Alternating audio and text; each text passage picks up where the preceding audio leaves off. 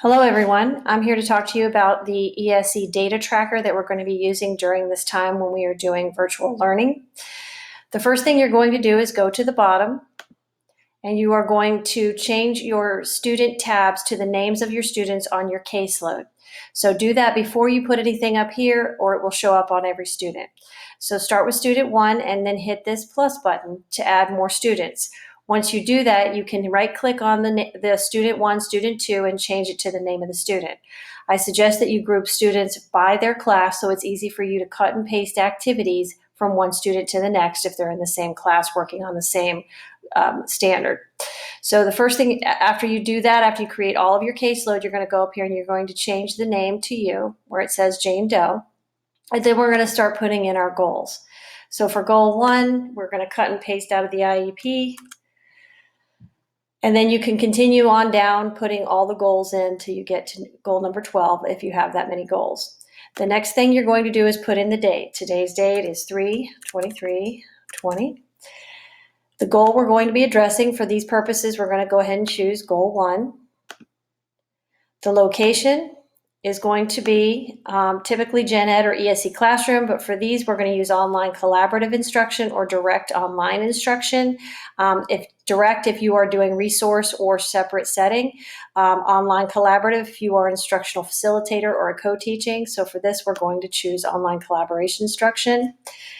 The next tab, you're going to choose co-teaching if you are certified dually. If not, you're going to put PSE approved evidence-based instruction or embedded the goal in the Gen Ed instruction. So for this, we're going to choose embedded. For instructional type, here's where you would do your direct small group, one-on-one, or any of your co-teaching methods. But for this, we're going to use online direct instruction or online collaboration with Gen Ed teacher. So we're going to choose that.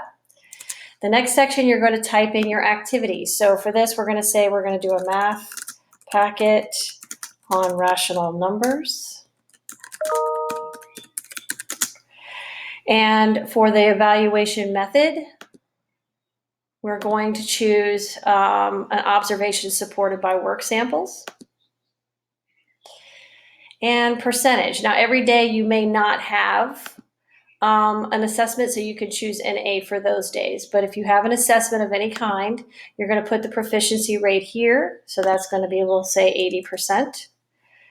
And accommodations for instruction. For accommodations, you can put in all the accommodations the student is using on that particular assignment. So we'll say read aloud. Here's where you're going to put your clear learning goal or your standard that is connected to what the teacher is doing.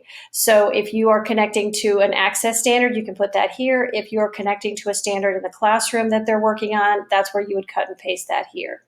You would subsequently go down and put in all of your instruction for that day. This would be math, so you could do the same date and do reading or writing or whatever the goals are for this student. When you're done, you can scroll to the bottom, and as you will see, there are charts for parents to see how many number of sessions on goal and the proficiency on the goal. So at any time a parent wants to see how their child is doing in this online format, you can send this sheet to them electronically.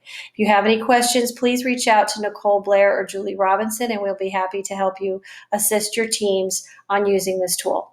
Thank you very much.